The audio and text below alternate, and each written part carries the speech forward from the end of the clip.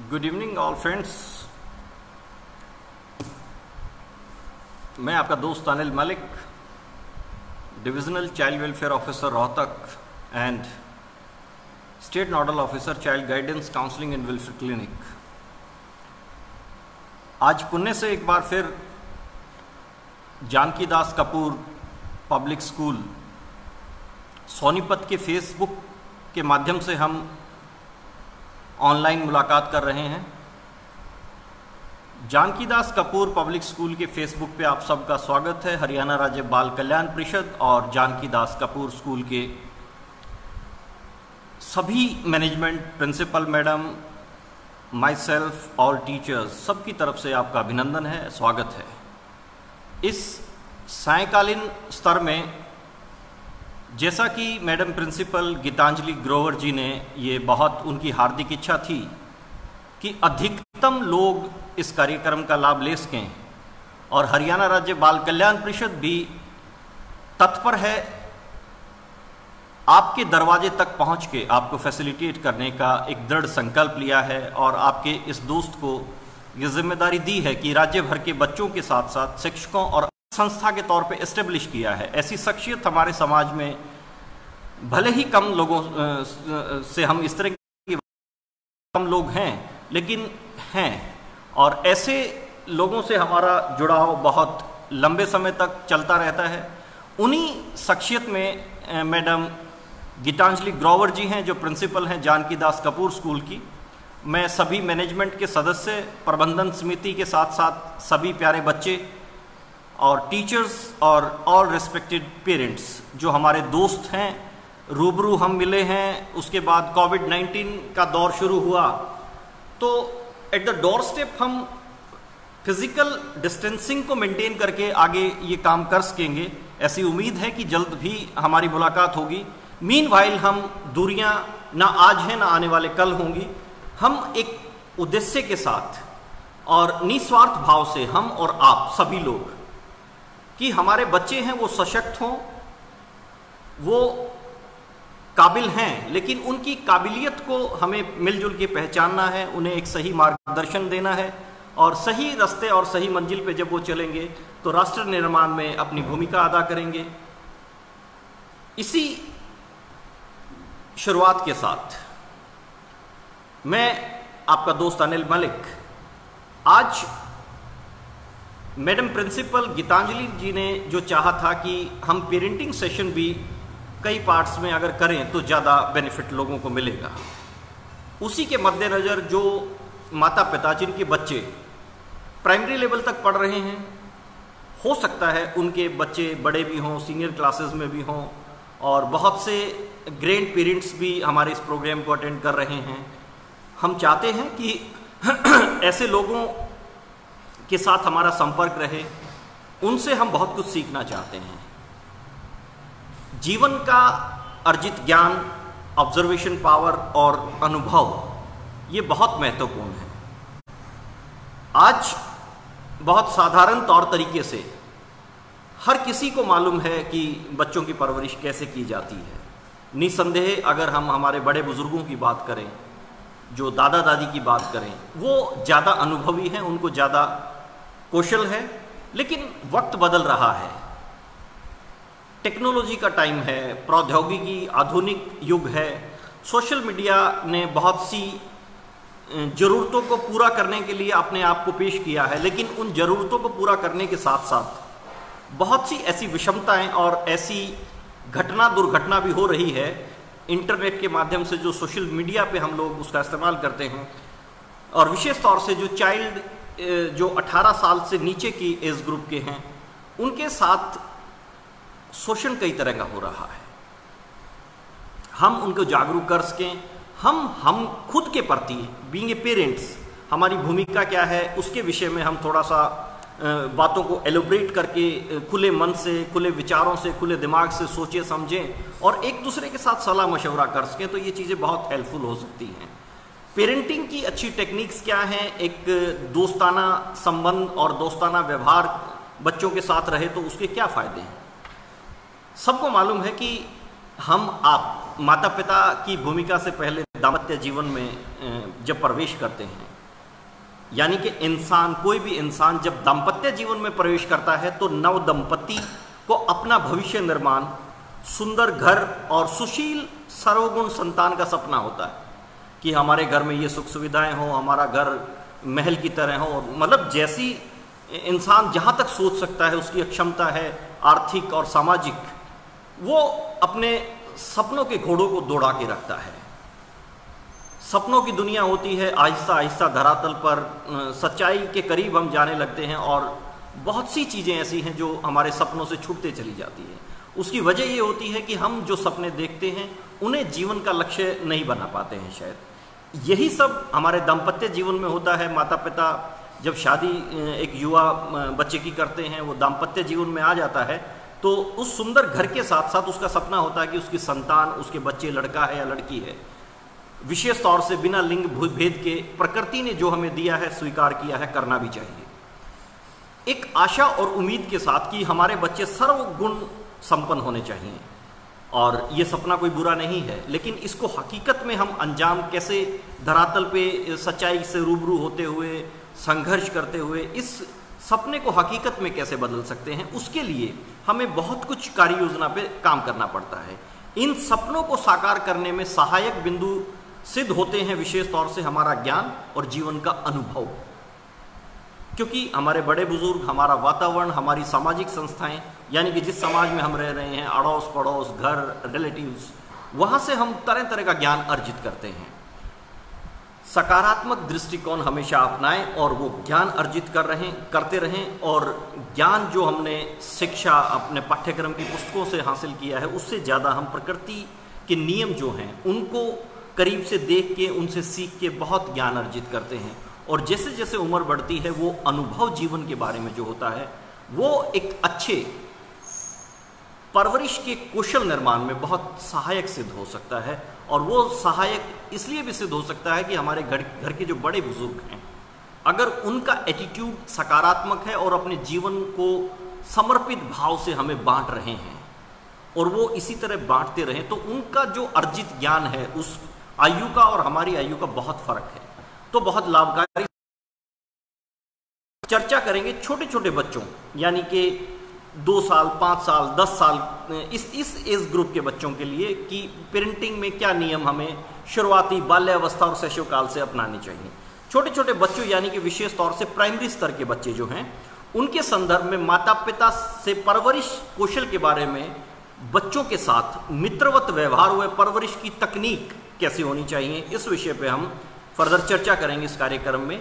जैसा कि हम सबको मालूम है कि किसी भी समय काल में कोई भी महापुरुष पैदा नहीं होता है। ये कल अयोध्या में राम जन्मभूमि पूजन हुआ, सब भारतवर्ष के लोगों के लिए एक सौभाग्य की और बहुत सुनहरी दिन है। लेकिन हम अगर उस काल में जाएं, महाराजा दशरथ के घर में प्रवेश करें, तो शायद जब संतान उत्पत्ति हुई तो महाराजा दशरथ को भी नहीं मालूम था कि ये अवतार है, श्री राम के रूप में जो जन्म ले रहा है।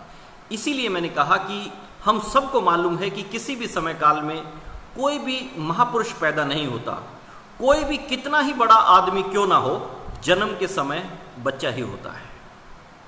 एक भोले से किसान से किसी अनुभवी और बहुत ओहदेदार और बहुत पढ़े लिखे इंसान ने पूछा, जब वो रोड साइड से निकल रहा था, खेत में कोई किसान काम कर रहा था और किसी का एड्रेस वो जानना चाहता था, तो उसने रुक कर पूछा उस किसान से कि आपके गांव में कोई बड़ा इंसान है, कोई महापुरुष है?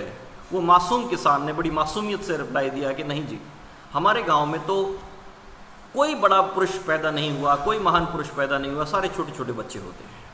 हर किसी के घर में छोटे छोटे बच्चे ही जन्म लेते हैं। लेकिन समाज, परिवार, शैक्षणिक संस्थान, गुरुजनों का ज्ञान, जीवन का अनुभव, ये वक्त के साथ साथ विकास की उम्र में नई नई बातें जब इंसान ग्रहण करता है, बच्चा सीखता है, तो जो बच्चा जन्म के समय बहुत छोटा होता है, वो एक दिन महापुरुष बन जाता है। बिल्कुल उस तरह जिस प्रकार एक बीज से वृक्ष बनने की क्षमता होती है, अगर आपने एक क्वालिटी का सीड अच्छी धरती, उर्वरक धरती में डाला तो वो एक अच्छा वृक्ष समय के साथ साथ बनेगा, लेकिन वक्त लगता है। वही वक्त परवरिश का हमें अपनी संतान को देना है, बड़ा धैर्य रखना है। वो बीज जो वृक्ष बनने की अक्षमता रखता है, उसी प्रकार इंसान का बच्चा भी महापुरुष बनने की अक्षमता रखता है। बीज को उर्वरक धरती, वर्षा, धूप, हवा आदि बहुत ही सहायक सामग्री जो वांछनीय है ये चाहिए होती है। वैसे ही किसी इंसान के सपनों को, मन वांछित लक्ष्यों को सफलतापूर्वक मंजिल तक पहुंचाने में उन्हें सही आकार देने के लिए उपयुक्त वातावरण की जरूरत होती है, जिसमें उचित संरक्षण, अच्छी शिक्षा दीक्षा, दिल में उत्साह व उमंग और कठिन परिश्रम की बहुत आवश्यकता है। इंसान के सपनों और संकल्पों को भी मंजिल तक पहुंचाने के लिए सकारात्मक सोच, सृजनात्मक कार्यशैली और आशावादी नजरिए की बहुत सख्त जरूरत है। हम जब बच्चे की परवरिश करते हैं तो खुद हम आशावादी रहें, सकारात्मक रहें और एक सृजनात्मक वातावरण, मित्रवत वातावरण हमारा घर का, हमारे परिवार का हो। हमारी बातचीत, हमारी जो शब्द हम इस्तेमाल करते हैं, एक एक चीज़ बड़ा महत्व रखती है जीवन में।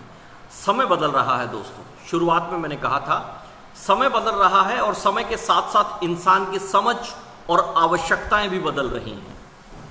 आज के अत्याधुनिक प्रौद्योगिकी के दौर में एकल परिवारों की संख्या बहुत अधिक हो रही है, बढ़ रही है। ऐसे में जहां दंपति नौकरी पेशा हैं, मियाँ बीवी दोनों सर्विस क्लास हैं, उनके बच्चे शैशव काल से ही मातृत्व व पितृत्व का स्नेह हासिल उस तरह से नहीं कर पाते हैं जितना उनका हक है, क्योंकि 24 घंटे माता पिता बच्चों के पालन पोषण के लिए साथ में नहीं रह सकते। इस तरह की मजबूरियां हैं कि बहुत न्यूक्लियर फैमिली है, मियाँ बीवी हैं, वहाँ तक सीमित है, उनकी संतान है। बड़े बुजुर्गों का किसी ना किसी कारण से उनके साथ रहना नहीं होता, या तो वो उनसे दूसरे परिवार में, बड़े घर में रहते हैं जहाँ से वो जॉइंट फैमिली से शिफ्ट होके यहाँ तक पहुँचे हैं। अब मियाँ बीवी जब अपने कार्यस्थल पे बिजी हैं तो इस दौरान या तो क्रैच सेंटर में बच्चा जाएगा, इस तरह की सरकार ने और पब्लिक सेक्टर ने सुविधाएं दी हैं और ज़रूरत भी है समय की, क्योंकि बच्चे को पूरा संरक्षण, पूरी देखभाल, समय पे फीडिंग, बहुत सी चीज़ें हैं जिसकी ज़रूरत होती। लेकिन माता पिता एक बेहतर स्नेह भरा जो वातावरण मिलता है, वो इन हालात के बावजूद भी वो कितने ही व्यस्त हैं, लेकिन बाकी जो समय उनके पास होता है वो क्वालिटी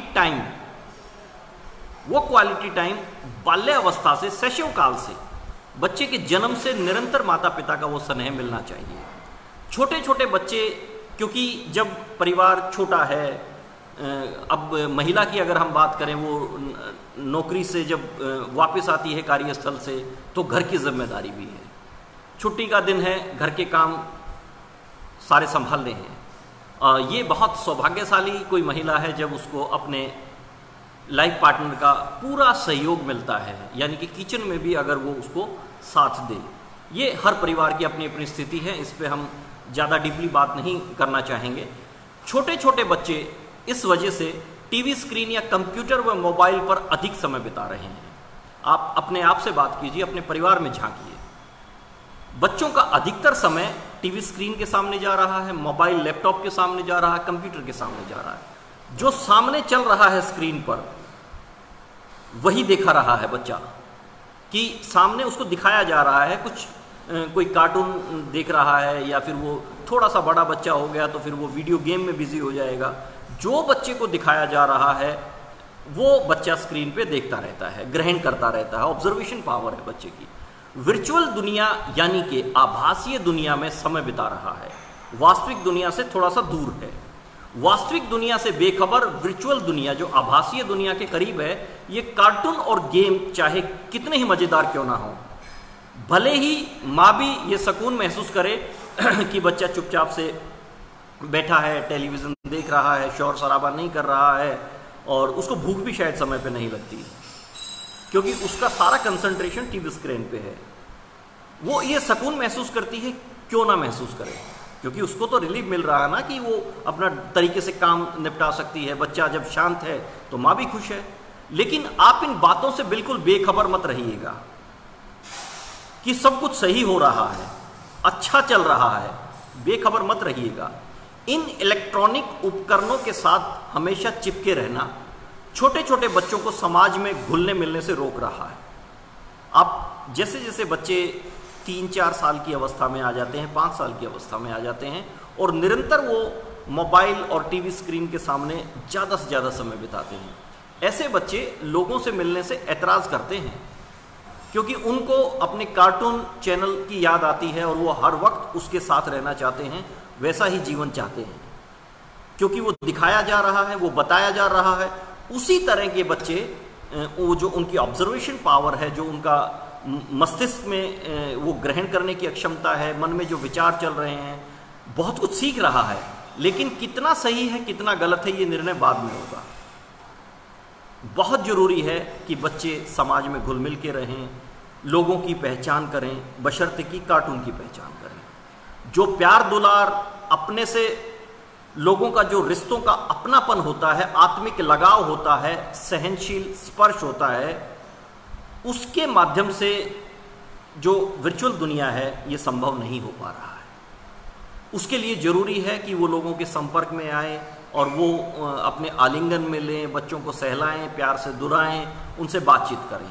इन उपकरणों की लत उन्हें भविष्य के जीवन में नुकसान पहुंचाने वाली है, ऐसी रिपोर्टिंग है।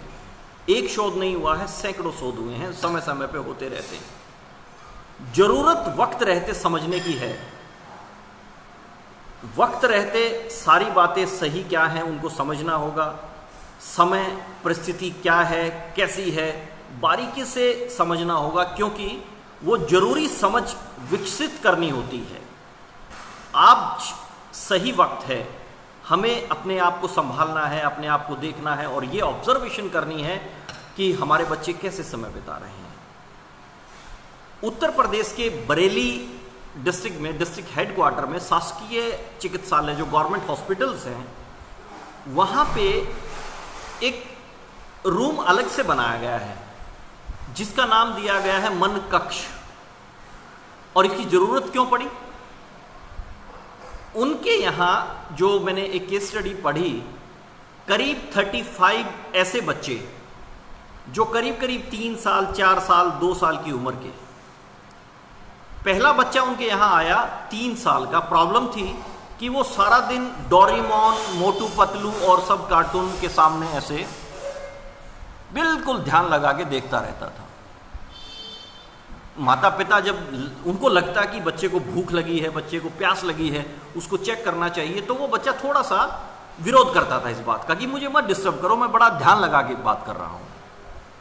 अब उन्होंने ये ऑब्जर्व किया कि बच्चे ने बिस्तर गीला करना शुरू कर दिया।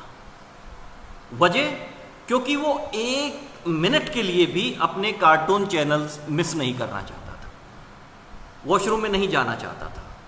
जब ये प्रॉब्लम लेके वो डॉक्टर्स के पास गए, तब समझ में आया कि वजह क्या है। हम नहीं चाहते हैं दोस्तों कि हमारे बच्चे किसी साइकिट्रिस्ट के पास जाएं। हम चाहते हैं कि जो आपका जीवन का अनुभव है वो कारगर साबित हो, आप उस अनुभव के अनुसार बच्चों को लाभ दें। आपको सिर्फ, आपको, हमें सबको अपने अपने बच्चों पे ध्यान देना है, संभालना है, अपने आप से बात करनी है। वर्ल्ड हेल्थ ऑर्गेनाइजेशन ने बहुत सी रिपोर्ट है, मैं एक छोटी सी रिपोर्ट शेयर करना चाहता हूं। उन्होंने कहा कि वीडियो गेम की लत, क्योंकि बहुत से बच्चे वीडियो गेम भी खेलते हैं, वीडियो गेम की लत को बीमारी मानते हुए उन्होंने कहा है कि शराब जैसी लत है। जो शराब का प्याला लेने से नशा होता है, वीडियो गेम खेलने से लगातार इस तरह का नशा बच्चे महसूस करते हैं। मानसिक व्याधि उत्पन्न होती है, मेंटल डिसऑर्डर। गेमिंग डिसऑर्डर की वजह से बच्चे और युवा मनोवैज्ञानिक परेशानियों का सामना कर रहे हैं। दोस्तों, बात थोड़ी चिंता की है, चिंतन करने की आवश्यकता है। हमें सोचना है कि जरूरत क्या है, किस चीज की है, सही समय क्या है। मेरे दोस्तों, कितना भी व्यस्त रहें, लेकिन अपने नौनिहालों के लिए, छोटे छोटे बच्चों के लिए गुणवत्तापूर्वक समय जरूर निकालना है। आप अपने उस जमाने को याद करें, और ये कोई बहुत पुरानी सी बात नहीं कर रहा मैं, 1960s के दौर की है। 1960 से जब नेहरू जी स्वर्गवास से धार गए, पंडित जवाहरलाल नेहरू जी जो भारत के पहले प्रधानमंत्री थे, उनकी जब शव यात्रा निकली, वो एक फिल्म बनी थी नोनिहाल। उसमें जो कैफी आजमी जी ने एक गीत लिखा है, लिरिस्ट थे कैफी आजमी जी के, बहुत सुंदर गीत गाया था मोहम्मद रफ़ी साहब ने। गीत करीब 6 मिनट और 40-41 सेकंड की अवधि का है, क्योंकि मेरा बहुत मनपसंद गीत है।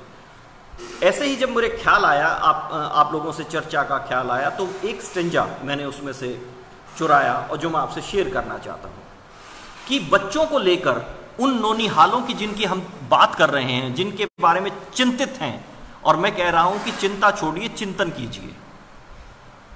उन्होंने, कैफी आजमी जी ने लिखा है, और जो सीन अगर उस फिल्म को आप देखेंगे ध्यान आता है कि माननीय प्रधानमंत्री तत्कालीन पंडित जवाहरलाल नेहरू जी की शव यात्रा निकल रही है।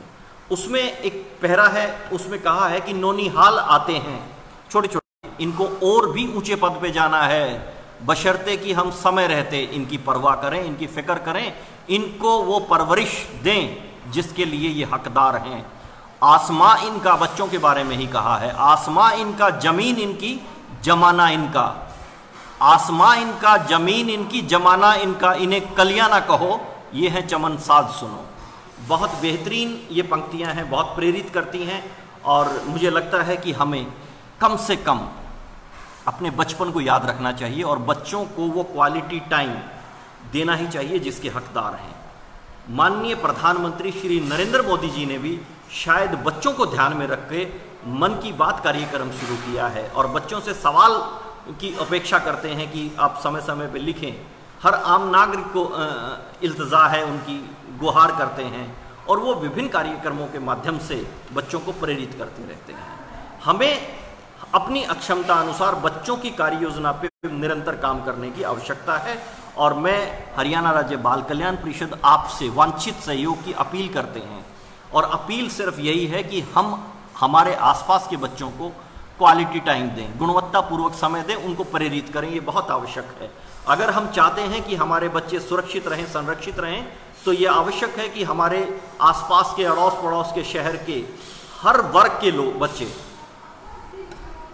सुरक्षित रहें। और हम अगर ज़्यादा कुछ नहीं कर सकते, ज़्यादा सहयोग नहीं दे सकते, कम से कम एक दूसरे को प्रेरित तो कर सकते हैं, उसके अच्छे काम की सराहना तो कर सकते हैं। हम अपने बच्चों को बाहर की दुनिया में जाने से, उनसे रूबरू होने दें, लोगों से घबराएं ना, रिश्तों को गहराई से समझने के अवसर दें, और वो तब मुमकिन है जब हम अपने रिश्तों को निभाएंगे। इंसान, विषय वस्तु, परिस्थिति, आपसी व्यवहार के तौर तरीके जो बारीकी से अध्ययन करने दें, लोगों से घुले मिलेंगे नहीं, वातावरण में अलग अलग परिवेश के लोगों में अलग अलग चीज़ों को देखेंगे नहीं, ऑब्जर्व करेंगे नहीं, लोगों की बातें सुनेंगे नहीं, उठने बैठने के तरीके समझेंगे नहीं, तो कैसे सब हो पाएगा। उन्हें ये मौका दें, ये अवसर दें, बारीकी से उनको ऑब्जर्व करने दें, लोगों से मिलने जुलने की ज़्यादा से ज़्यादा अवसर अगर हम उन्हें देंगे तो उनके व्यक्तित्व विकास में बहुत ही लाभकारी सिद्ध होगा। भिन्न वातावरण, भिन्न संस्कृति, समुदाय विशेष के साथ संवाद के बेहतर व अधिकतम अवसर दें।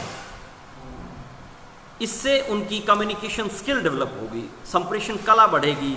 आधुनिक प्रौद्योगिकी और आभासीय दुनिया में यह अत्यंत आवश्यक है कि आप बच्चों को आसपास के परिवेश से चीज़ों को अपनी समझ अनुसार ग्रहण करने के अवसर प्रदान करते हुए उन्हें वातावरण के प्रति आवश्यक रूप से जागरूक करें।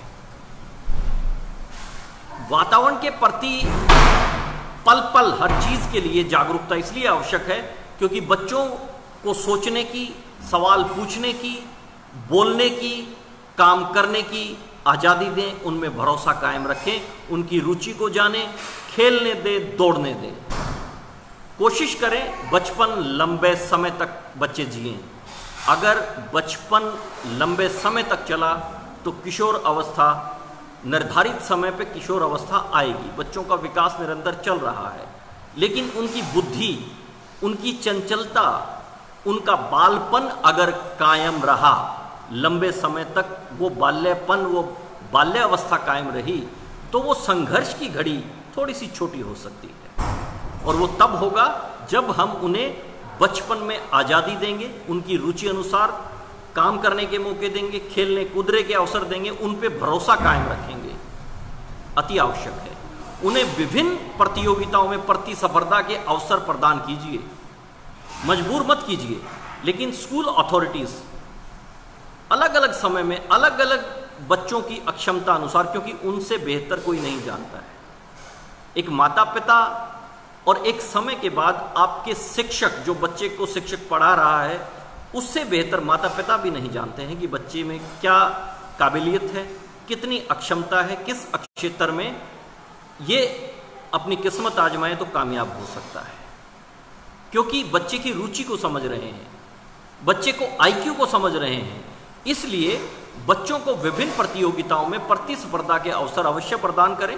वे जी जान लगाकर दौड़ने दें, उन्हें जीवन की रेस में दौड़ने दें। अगर आप उन्हें इच्छा कर क्षेत्र में दौड़ने के अवसर देंगे तो खुद ब खुद जीतने के तरीके भी सीख जाएंगे। दोस्तों, आप सिर्फ उन पे भरोसा जताएं, उनका हाथ थाम के रखें और उनको प्रेरित करते रहें। आप ये अभिलाषा ना पालें कि तुम अगर प्रतिस्पर्धा में जाओगे तो इनाम लेके आओगे और तुम्हें पोजीशन हासिल करनी ही है। ऐसी परवरिश नहीं करनी है। एक किस्सा मुझे ध्यान आता है। एक बच्ची जो डिसेबल कैटेगरी की है, हल्का सा पांव में उसको दिक्कत है, वो इच्छा जताती है कि पापा मुझे स्कूल रेस में हिस्सा लेना है, मुझे भी दौड़ना है। पापा उसे प्रेरित करते हैं कि ऑफ कोर्स बेटा, आप भी दौड़ो, क्यों नहीं दौड़ोगे। रेस शुरू होती है, बच्ची भी दौड़ती है, लेकिन बच्ची बहुत पीछे रह जाती है। जब रेस खत्म होती है, पिताजी वहां हैं, तो बच्ची जब नजदीक आती है तो पिताजी जोरदार तालियां बजाते हैं। जोरदार तालियां बजाते हैं, उसको गोद में उठा लेते हैं और कहते हैं कि बेटा तुम्हारी मनपसंद आइसक्रीम खिलाऊंगा। बहुत अच्छा दौड़ी। बच्ची के चेहरे पे थोड़ी निराशा है और वो कहती है क्वेश्चन मार्क के साथ कि पापा मैं तो फर्स्ट नहीं आई, थर्ड नहीं आई, मैं तो बहुत पीछे रह गई और आप कह रहे हैं कि मेरी मनपसंद आइसक्रीम मिलेगी। बोले यस बेटा, क्योंकि आप में जितनी अक्षमता थी उस अनुसार आपने जी जान लगा दी और मैं इस बात से खुश हूं। और एक दिन बेटा आप उस मुकाम को हासिल करोगे जो सपना आपने देखा है। वो प्रेरणा, वो साथ माता पिता का अगर बच्चों को मिलेगा, निस्संदेह वो किसी भी दौड़ में अव्वल आएंगे। उन्हें खेलने दे, दौड़ने दे, खुद जीतने के तरीके को सीखने दें। आप सिर्फ ध्यान रखिए कि उनमें जीत की भावना हावी ना होने पाए। उन्हें दौड़ने के गुर सिखाएं, उन्हें सिखाएं how to think, not what to think. बच्चों की मन की उत्सुकता, जिज्ञासा शांत करें, बहुत जरूरी है। सही और उचित प्रत्युत्तर दें। बच्चे की मन में एक सवाल पैदा होगा, उम्र के साथ साथ ना मालूम बच्चा क्या सवाल पूछ ले, लेकिन आपको घबराना नहीं है। आपको अपनी समझ से बच्चे की आयु को ध्यान में रख के उचित प्रत्युत्तर देना है। ध्यान रहे बालमन से ना मालूम कैसा सवाल पैदा हो जाए, आपको धैर्य कायम रखना है। गुस्सा नहीं होना है कि ये क्या पूछ लिया, क्योंकि बच्चे को नहीं मालूम है कि वो सवाल क्या है। उसको तो सिर्फ एक सवाल मन में आया, चाहे वो वातावरण से सीखा है, चाहे वो किताब में अध्ययन किया है, या उससे किसी बच्चे ने पूछा है। उस बच्चे को पूछने का हक है और माता पिता को उसका जवाब देना चाहिए। हम आप उस बच्चे के सवाल का सही प्रत्युत्तर दें, उसे प्रेरित करें कि और ज्यादा सवाल पूछे, लेकिन आपको बच्चे की आयु ध्यान रखनी है, उसी समझ अनुसार उसको प्रत्युत्तर देना है। अच्छी परवरिश का आधार यह है कि आप खुद हमेशा बच्चे बनकर रहें। कोमल, चंचल, भावुक, ये बालमन है। कोमल, चंचल, भावुक, संवेदनशील।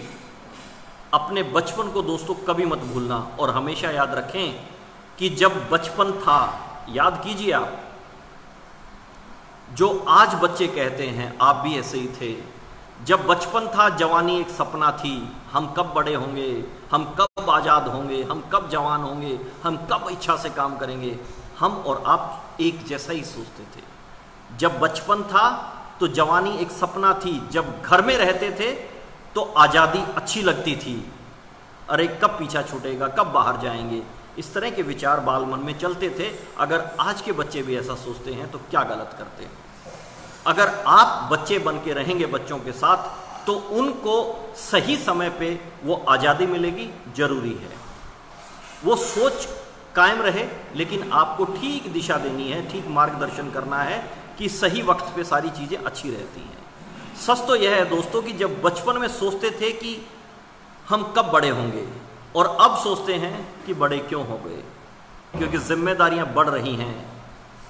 और गज़ल सम्राट जगजीत सिंह ने अपनी गज़ल में बहुत बात महत्वपूर्ण कही थी। उसकी चंद पंक्तियां सावन के महीने में मुझे अक्सर ध्यान आ जाती हैं। जब सावन का महीना होता है, बौछारें गिर रही हैं, बारिश तेज है, तो गलियां लबालब भर जाती थी और हम और आप कागज की कश्तियां तैराते थे। जगजीत चित्रा, बहुत से लोगों ने गज़लें सुनी होंगी। उन्होंने कहा है कि ये दौलत भी ले लो, ये दौलत भी ले लो, ये शोहरत भी ले लो, ये दौलत भी ले लो, ये शोहरत भी ले लो, से मेरी जवानी, मगर मुझको लौटा दो बचपन का सावन, वो कागज की कश्ती, वो बारिश का पानी। दोस्तों, वक्त बहुत स्पीड से जा रहा है। हम आप चाहते हैं कि हमारा बचपन कोई लौटा दे, लेकिन कठिन है, मुश्किल है, नामुमकिन है। हम अपना बचपन सिर्फ एक माध्यम से हासिल कर सकते हैं कि हम बच्चे बन के रहें और बच्चों के साथ घुल मिल के रहें। आज के बच्चे फटाफट के भरोसे रहते हैं कि जो कुछ चाहिए इंस्टेंट, फटाफट मैगी 2 मिनट, कॉफ़ी 5 मिनट। सब अंतर्मन में झांकिए और जानिए, अपनी माँ को याद कीजिए। एक माँ के जो बाल बच्चे को जन्म देती है ना, वो जन्म की प्रक्रिया क्या होती है। माँ से सीखो सब्र और धैर्य का फल कितना मीठा होता है।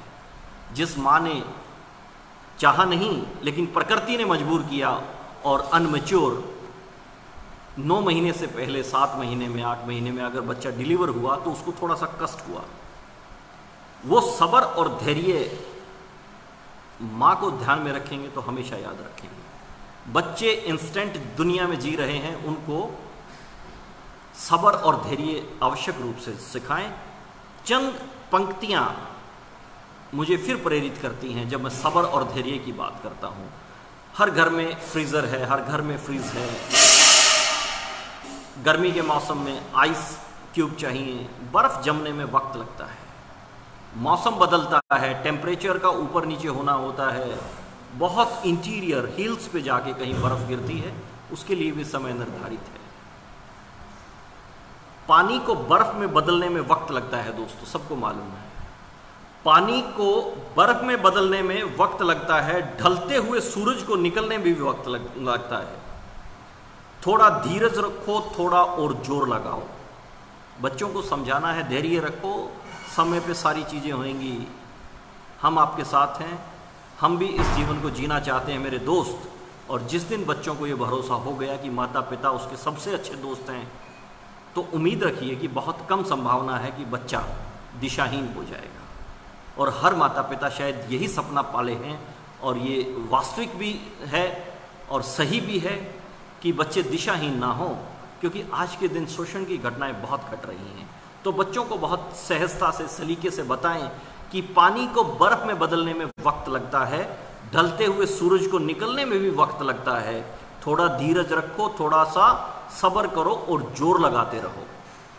किस्मत के जंग लगे दरवाजे को भी खुलने में वक्त लगता है। जो तूने ठाना है कर दिखाएगा एक दिन मेरे दोस्त, जो तूने ठाना है कर दिखाएगा एक दिन मेरे दोस्त। रख यकीन, गरजेंगे जब बादल तो बरसने में थोड़ा सा वक्त लगता है। सिर्फ बादल गरजने से बारिश नहीं आती, समय लगता है। धैर्य और सब्र बहुत आवश्यक रूप से हर किसी व्यक्ति को सीखना है। बच्चे को बचपन से ही, हमें बाल्यावस्था से ही ये सीख देनी है। बाल्यावस्था से ही खेल के माध्यम से, कहानियों और कविताओं के माध्यम से, नहलाते समय, सहलाते दुलारते समय, बाल मन की समझ अनुसार कि बच्चे की आयु कितनी है, वो किस तरह समझ रहा है, बाल सुरक्षा व संरक्षण के मद्देनज़र उन्हें जागरूक अवश्य कीजिएगा। बच्चों को आसपास के घरेलू सामाजिक वातावरण के बारे में जागरूक करना आवश्यक है, और इसलिए भी आवश्यक है कि आसपास के वातावरण से बच्चा सामान्य ज्ञान बहुत बढ़ता है। जब चीज़ों को सीखता है, देखता है, रिश्ते नातों के बारे में जानता है, वातावरण में और क्या घटनाएं हो रही हैं वो सब समझता है, तो वो सामान्य ज्ञान बढ़ने में बहुत सहायक है आसपास का वातावरण। उसके साथ साथ सामाजिक व व्यवहारिक समझ भी विकसित होती है। सामाजिक दायित्व की भूमिका क्या है, उनका निर्वहन करना भी बच्चा सीखता है। आज के दौर में हर माता पिता की चाहत होती है कि उसका बच्चा सर्वगुण संपन्न हो, तेजस हो, ब्रिलियंट माइंड, शार्प माइंड, बुद्धिमान हो। यही समय है, बाल्यावस्था जो है बच्चे की, यही वो समय है जब हम बेहतर समझ बच्चे में दे सकते हैं, जब बच्चों को समझ और बौद्धिक कौशल निर्माण करने हेतु सामान्य ज्ञान उनका बढ़ाया जा सकता है। ऐसा एक एनवायरनमेंट हमारे परिवार में होना चाहिए। इस तरह की हम किताबों से साझा करें, हम न्यूज़पेपर पढ़ने की आदत डालें बाल्यावस्था से ही। वो बच्चा ऑब्जर्व कर रहा है, हमारे शब्दों पे शायद उसका कम ध्यान है, बशर्ते पूरा ध्यान रखता है, लेकिन वो जो चीज़ देखता है, महसूस करता है, वो व्यवहारिक आचरण जो है किसी इंसान का, वो बाल मन पे ज़्यादा गहरा होता है। अगर साधारण लगने वाले कुछ टिप्स, यानी कि हमें लगता है कि यार हमें सब कुछ ये मालूम है, लेकिन ना जाने क्यों नहीं अप्लाई करते हैं, वो साधारण लगने वाले छोटे छोटे से टिप्स अगर आजमाए जाएं तो बच्चों का सामान्य ज्ञान बढ़ सकता है। गौर करें कि वो सहायक बिंदु क्या हो सकते हैं। शुरुआत करते हैं हम घर से, कि घरेलू और सामाजिक संपर्क के दौरान हम जो बोलचाल की भाषा इस्तेमाल करते हैं ना, इसके बारे में जरा गौर कीजिए। हम बच्चों को क्या सिखाना चाह रहे हैं और दे क्या रहे हैं। उस आम बोलचाल की भाषा, वो शब्द, वो बहुत महत्वपूर्ण है। उस पर आप काम कीजिए, बच्चों को खुद ब खुद मिल जाएगा। आदत निर्माण हेतु प्रयास आवश्यक रूप से कीजिए, जैसे मनपसंद चीजों को पढ़ना। बच्चा किस चीज में इंटरेस्ट रखता है, क्या पढ़ना चाहता है, बाल पत्रिकाएं बहुत सी आती हैं, उसी इंटरेस्ट को देख के पढ़ने की आदत निर्मित होती है बच्चों में। वो सामग्री बच्चे को दीजिए। यात्रा वर्णन, यानी कि बच्चा मामा के यहाँ गया, बुआ के यहाँ गया, हिल स्टेशन पे गया, रिलीजियस प्लेस पे गया, बच्चे की उम्र के साथ, जब मानो कि 7-8 साल का बच्चा है और आप कहो कि बेटा जो आपने घूम के हम आए हैं, वो भ्रमण किया है, वो यात्रा वर्णन आप अपने शब्दों में कीजिए। बच्चे को लिखने की आदत भी पड़ जाएगी, क्योंकि उसके इंटरेस्ट के साथ आपका इंटरेस्ट उसके इंटरेस्ट के साथ मैच कर रहा है। मन के भाव प्रकट करने के लिए लिखने हेतु उन्हें प्रेरित कीजिए कि आपके मन में जो विचार आ रहे हैं, मन की बातें जो हम कर रहे हैं, बेटा लिखो। एक अपनी डायरी लगाओ, एक नोटबुक लगाओ, उसमें रोजाना एक पेज लिख दो। आप चौंक जाएंगे कि आपको बच्चा जो कह नहीं पा रहा है, शायद उसने लिख दिया है। यह एक सहायक बिंदु हो सकता है, बहुत ही सीमित समय के लिए, बहुत ही सीमित समय के लिए। और वो बहुत सीमित समय अपने अपने स्तर पे आप निर्धारित कर सकते हैं। मैं ये कहता हूँ कि ऑन एन एवरेज अगर 1 घंटा ज़्यादा है, फिर भी 1 घंटा अगर औसत हम मान के चलें, टेलीविज़न देखते हैं, तो कोशिश कीजिए कि बच्चों के साथ बैठ के आप टेलीविज़न देखें। और कोशिश कीजिए कि बाल्यावस्था से, क्योंकि जब बच्चा बड़ा हो जाएगा ना, उसने बहुत कुछ देख लिया है, बहुत कुछ समझ लिया है, उसके अपने इंटरेस्ट पैदा हो गए हैं। बाल्यावस्था से बच्चे को geography channel, history channel, discovery channel और गुड क्वालिटी न्यूज चैनल्स, उसके सामने जब बच्चा आपके साथ बैठेगा तो उसके मन की जिज्ञासा बढ़ेगी, नई नई चीज़ों को जानेगा, सामान्य ज्ञान बढ़ेगा। ये अवसर उसको मिलने ही चाहिए। आपके साथ बच्चा बैठ के देखे, ताकि उसके मन के जिज्ञासावश उत्पन्न सवालों के जवाब मिलते रहें। जो व्यक्ति सामने शारीरिक रूप से उपस्थित नहीं हो, विशेष ध्यान रखना है, जो व्यक्ति शारीरिक रूप से उपस्थित आपके सामने ना हो, उसके विषय में अगर बातें करनी ही पड़े तो सिर्फ और सिर्फ सकारात्मक सीखेगा।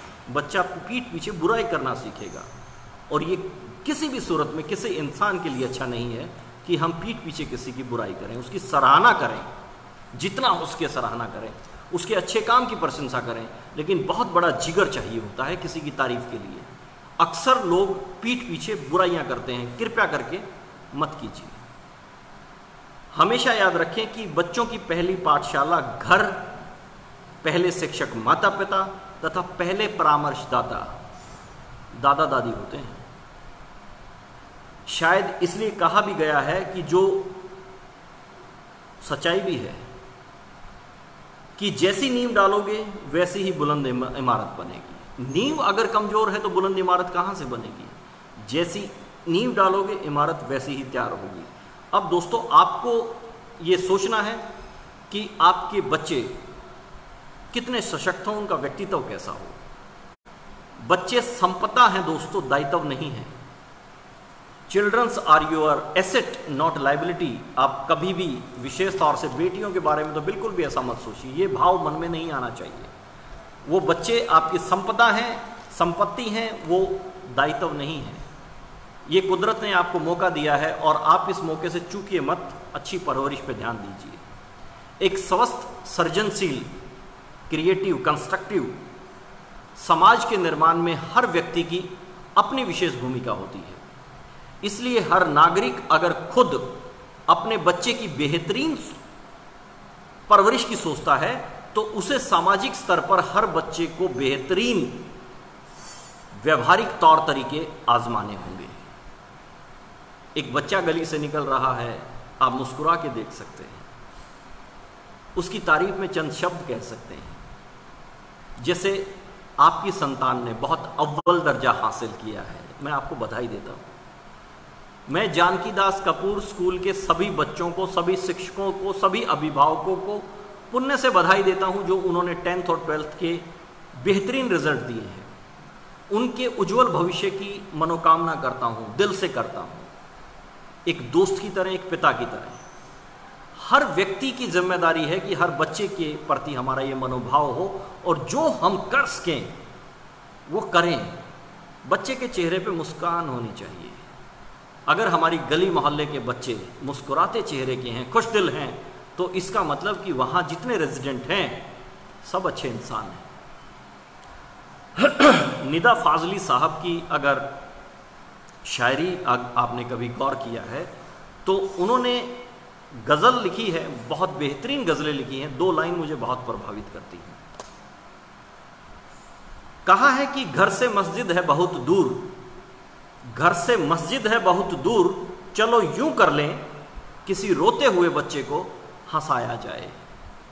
मंदिर, मस्जिद, चर्च में, गुरुद्वारे में जाने की आवश्यकता नहीं रहेगी अगर हमारी वजह से किसी बच्चे के चेहरे पे मुस्कान आ रही है।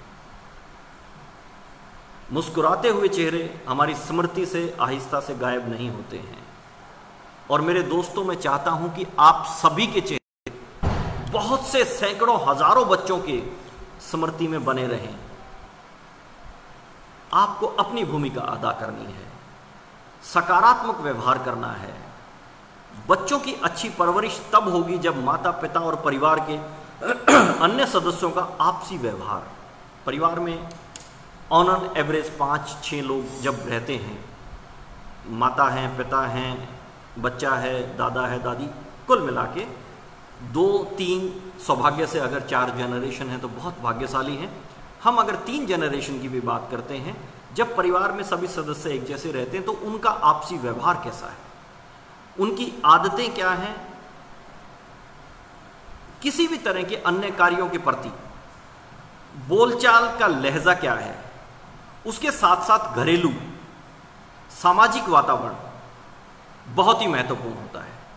और यह महत्वता हमें आज से अभी से समझनी होगी और अपने व्यवहारिक तौर तरीकों में आवश्यकता अनुसार जो परिवर्तन आवश्यक है वो लाना होगा। बच्चा जैसा देखता है, महसूस करता है, उसी के अनुसार उसका नजरिया डेवलप होता है, नजरिया विकसित होता है।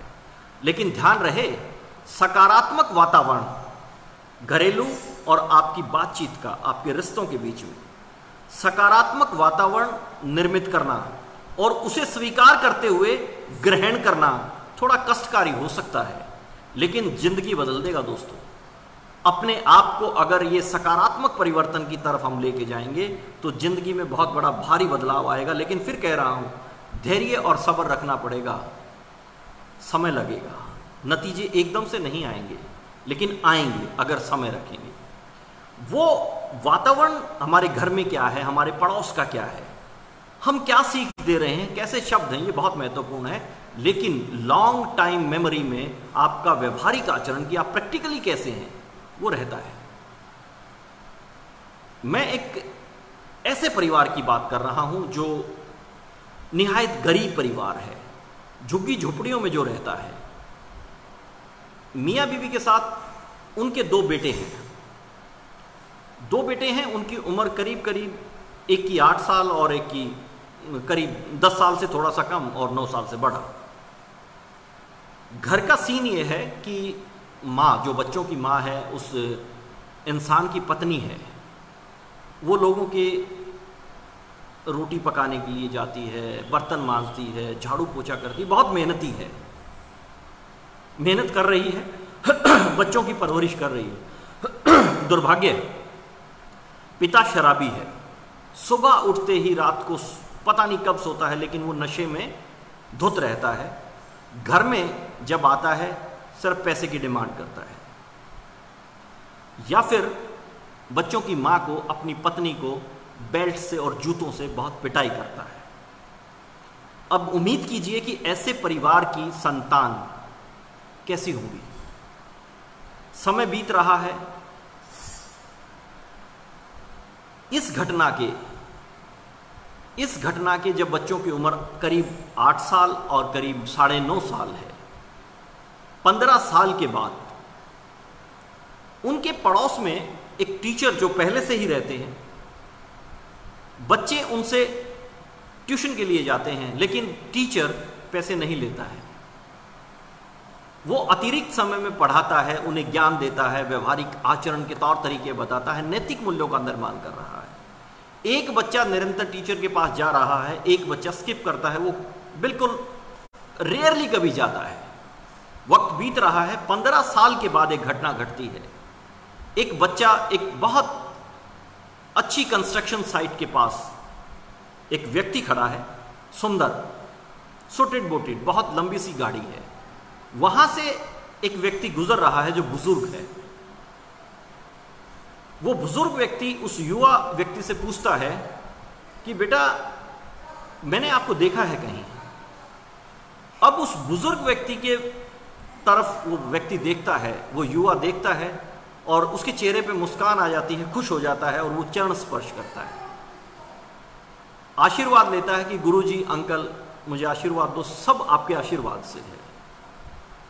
तभी व्यक्ति को ध्यान आता है, उस बुजुर्ग व्यक्ति को, और वो कहता है कि आप फला फला के बेटे तो नहीं हैं, जो पीछे हमारी जो कॉलोनी के पीछे बस्ती में रहते थे। बोले बिल्कुल ठीक पहचाना सर, मैं वही हूं और आपकी गुरु दक्षिणा के रूप में मैं अपनी खुशियां दे सकता हूं, क्योंकि आपने जो पढ़ाया, मुझे जितना ज्ञान दिया, सब उसी का आशीर्वाद है। अब व्यक्ति का सवाल जो मन में आ रहा था वो ये था कि ये कहां से और कैसे हुआ। आपको मालूम है आपके पिता बहुत शराबी थे, आपकी माँ को पीटते थे, पैसे का बहुत अभाव था। बोले मुझे सब कुछ, एक एक चीज़ मेरी स्मृति में है, लेकिन जैसे ही मेरे पिता मेरी माँ की ओर बढ़ते थे, पिटाई करते थे, हम रोकना चाहते थे, हमें भी मार लग जाती थी। तब से मैंने सोचा था कि औरत के ऊपर कभी हाथ नहीं उठाऊंगा। तब से मैंने सोचा था कि जितना ज्ञान हासिल कर सकता हूँ करूँगा। और गुरुजी, मैं आपको नमन करता हूँ कि आपकी शिक्षा की वजह से मैंने बीटेक की और बीटेक के बाद मैं इंजीनियर बन गया और आज इस कंस्ट्रक्शन साइट का मैं इंजीनियर हूँ। जो ये बहुमंजिला इमारत का निर्माण आप देख रहे हैं, सब आपके आशीर्वाद।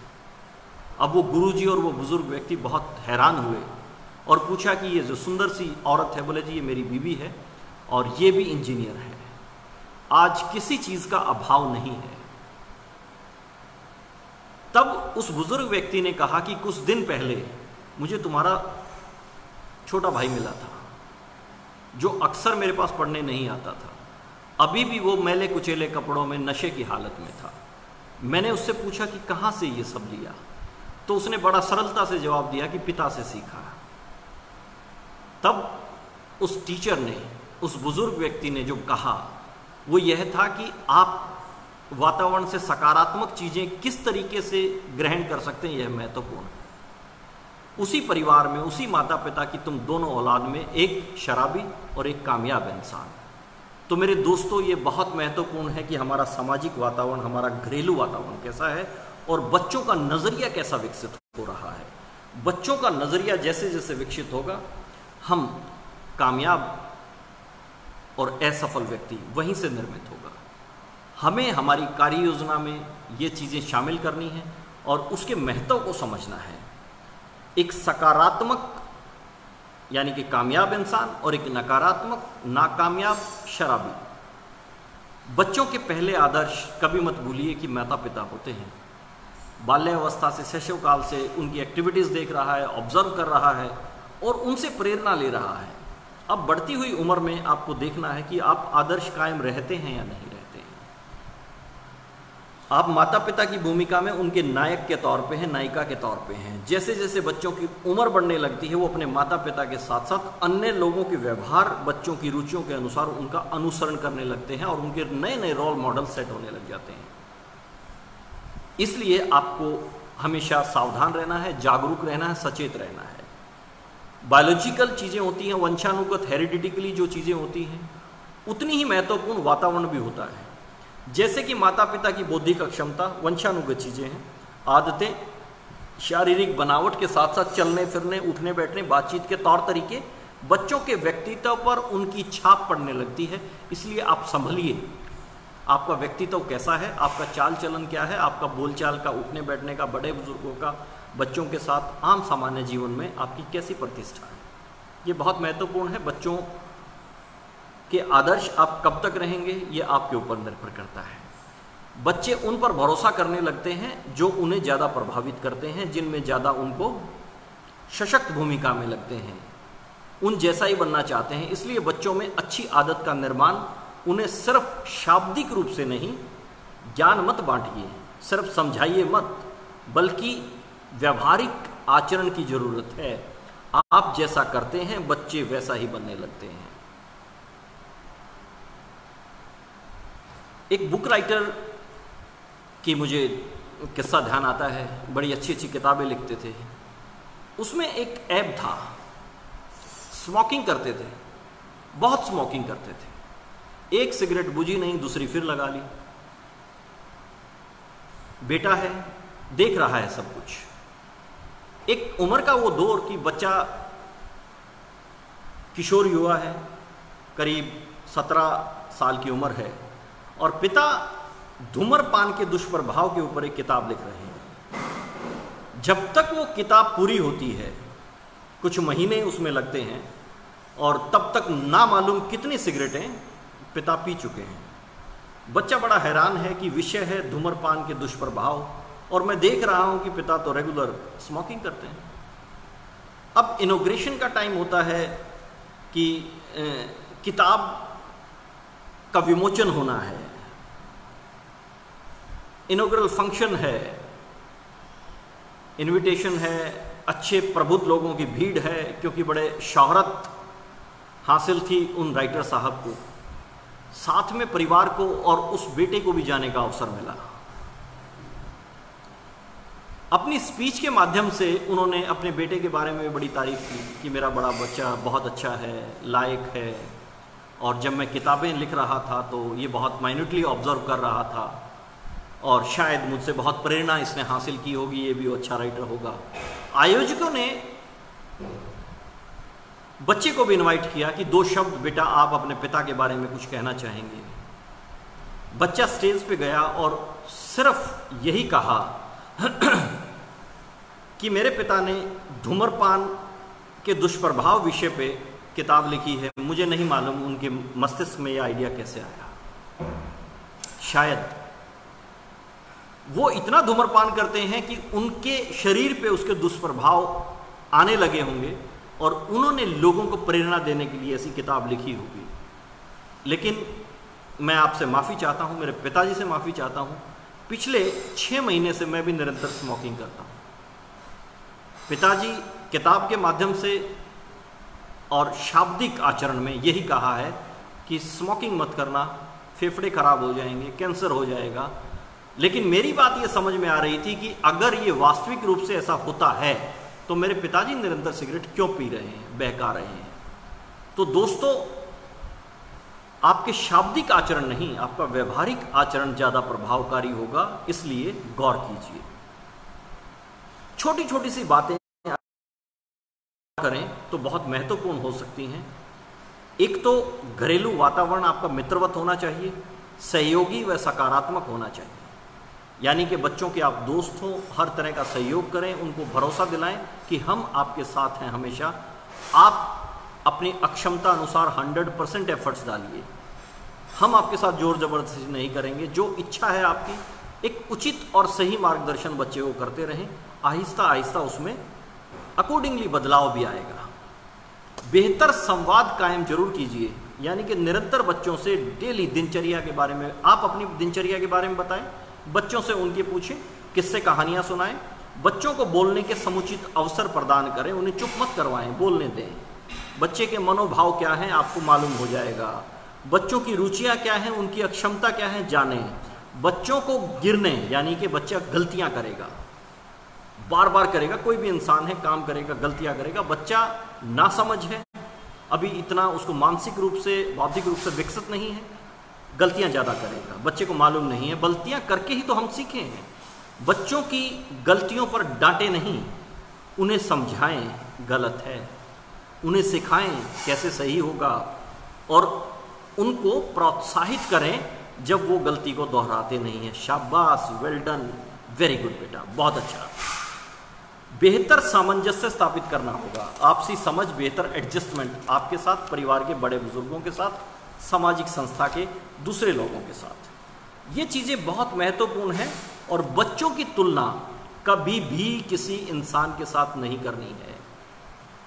फला के बहुत अच्छे नंबर आए हैं, वो काबिल है, वो इंजीनियर बनेगा, वो डॉक्टर बनेगा, तुम नालायक हो, नहीं।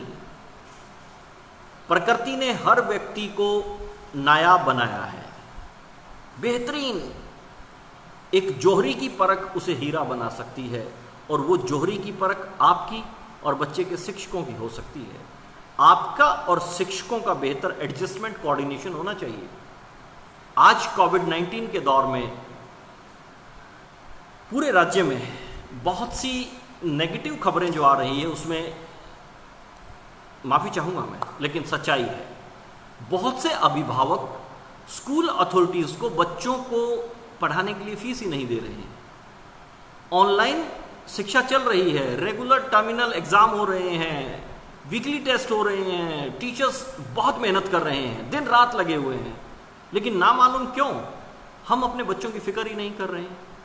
जब तक आपका और आपके टीचर्स के बीच में एक बेहतर अंडरस्टैंडिंग नहीं होगी, एक बेहतर संवाद नहीं होगा, तो समझिए कि बच्चा बैकफुट पे जाएगा, और इसकी जिम्मेदार सबसे पहले माता पिता होंगे। चिंतन कीजिए इस विषय पे। बच्चों की तुलना कभी भी किसी से ना करें। प्रकृति ने उन्हें नायाब बनाया है, बेहतरीन है।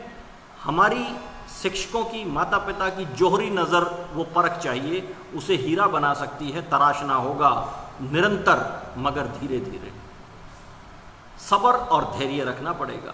कहानी को हमेशा याद रखिएगा, खरगोश और कछुए की जब कहानी याद करेंगे तो विजेता कछुआ होता है, क्योंकि वो निरंतर चलता है, गतिशील है, जितनी अक्षमता है उसी अनुसार चलता है, उसी गति से चलता है, लेकिन निरंतर चलता है। इसलिए आप बच्चे को तराशिए निरंतर, मगर धीरे धीरे। याद रखिएगा, कभी भी माता पिता को अपनी असफलता बच्चों पर नहीं थोपनी है। दोस्तों, मैं डॉक्टर नहीं बन पाया, मैं बहुत काबिल था, लेकिन तुम्हें बनना है। अरे नहीं भाई, आपको जो बनना था आप बन गए, बच्चे को जो बनना है वो बन जाएंगे। आप सही मार्गदर्शन कीजिए, बच्चे से सही उसकी जिज्ञासा अनुसार जवाब देते रहिए, बच्चों की उत्सुकता बढ़ाइए, बच्चों की उत्सुकता शांत कीजिए। चमत्कार होंगे। भरोसा रखना पड़ेगा खुद पर, और भरोसा करना पड़ेगा बच्चों पर, और भरोसा करना पड़ेगा उन शिक्षकों पर जो उसे सही मार्गदर्शन दे रहे हैं। अगर शैक्षणिक संस्थान बच्चों की या आपकी चिंता ना करें मेरे दोस्तों, तो ये कार्यक्रम नहीं आयोजित हो सकते। And you are lucky one कि हरियाणा राज्य भारतवर्ष में, मैं पूरे भरोसे के साथ, आत्मविश्वास के साथ ये बात कहता हूँ कि हरियाणा राज्य पूरे भारतवर्ष में किसी भी राज्य की तुलना में अग्रिम श्रेणी में है। क्योंकि आज जिस तरह से हम फैसिलिटेट कर रहे हैं, जो हरियाणा राज्य बाल कल्याण परिषद की कार्य योजना है, ये बेहतरीन है। और मुझे ऐसी उम्मीद है, और आपके फीडबैक से मुझे ये प्रोत्साहन मिल रहा है, ये प्रेरणा मिल रही है, और निरंतर इस मिशन पे हम लगे हुए हैं। ये मिशन है दोस्तों, कि हमारे बच्चे उन्नतिशील हो, सक्षम हो, चहुमुखी विकास हो। हम आप शिक्षक और आम नागरिक उनके लिए तत्पर रहे। अगर हम डटे रहेंगे, निरंतर कार्य करते रहेंगे, भले ही धीरे धीरे, अपनी भूमिका जरूर अदा कीजिए। कभी भी अपनी असफलताएं बच्चों पर नहीं थोपनी है। बच्चों के रिपोर्ट कार्ड को माता पिता अपना विजिटिंग कार्ड ना बनाएं प्लीज। मैदानी खेलों के प्रति हमेशा प्रेरित करें। अच्छे स्वास्थ्य और रोग प्रतिरोधक अक्षमता बढ़ाने के लिए बहुत आवश्यक है। अगर वो बच्चे मिट्टी में खेलेंगे, मैदान में खेलेंगे, तो उनकी ज़्यादा स्ट्रांग बनेंगे बच्चे। स्वयं को जानें, शिक्षा को व्यवहार से जोड़ें। हमसे जो गलतियां हुई हैं, हमें जो नहीं मिला, वो बच्चों को आवश्यक रूप से दें। हमारे साथ किसी ने बुरा किया है, हम बुरा ना करें, हम उस बुराई से सीख लें कि हमारे साथ ऐसा किसी ने किया है, हम नहीं दोहराएंगे। हम उसके विपरीत करें, हमारा व्यवहारिक आचरण जैसा होगा। बदले की भावना है, बच्चे बदला लेना सीखेंगे।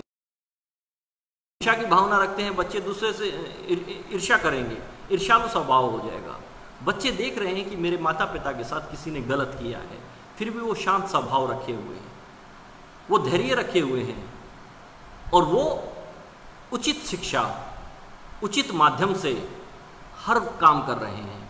ये सीख देने का हमारा अपना एक तरीका है। बदले की भावना कभी नहीं होनी चाहिए। स्वयं को जानना है, शिक्षा को व्यवहार से जोड़ना है। शिक्षकों एवं शैक्षणिक संस्थान के विषय में आज का सेशन मैं और करने जा रहा हूं। मैं कुछ महत्वपूर्ण बात ये आवश्यक रूप से करना चाहूँगा कि शिक्षकों एवं शैक्षणिक संस्थानों के विषय में बच्चों के सामने कभी बुराई ना करें।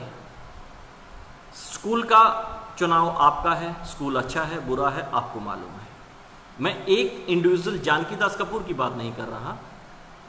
दूसरे भी अभिभावक शायद इस प्रोग्राम को देख रहे हैं, आज नहीं देख रहे हैं, कल वो इस लिंक को शेयर करेंगे। हर किसी संस्थान की मैं बात कर रहा हूँ, शिक्षा के मंदिर की बात कर रहा हूँ।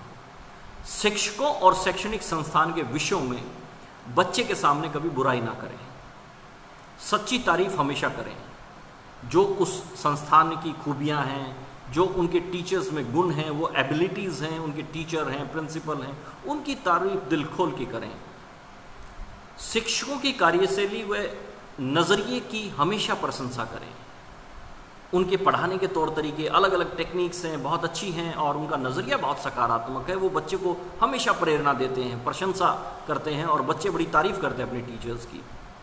तो बच्चों में प्रेरणा पैदा होगी, बच्चे प्रशंसा करना सीखेंगे, प्रोत्साहन देना सीखेंगे, और उनकी निगाह में अपने टीचर्स की इज्जत बढ़ेगी।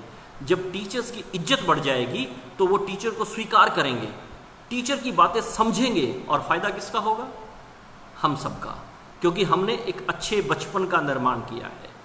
अगर हमारा बचपन सुरक्षित है, संरक्षित है, सही दिशा में हम लेके जा रहे हैं, तो हमारा युवा सशक्त होगा और जो राष्ट्र निर्माण में अपनी भूमिका निभाएगा। और वही पंडित जवाहरलाल नेहरू जी ने कि मैं जहां हूं उनको जाना है उससे ऊंच पर। कल मालूम नहीं कि हमारे बचपन, कौन बच्चा हमारे बीच में से किस पद पे चला जाए, लेकिन वो हमेशा याद रखेगा एक अच्छी घटना और एक बुरी घटना को।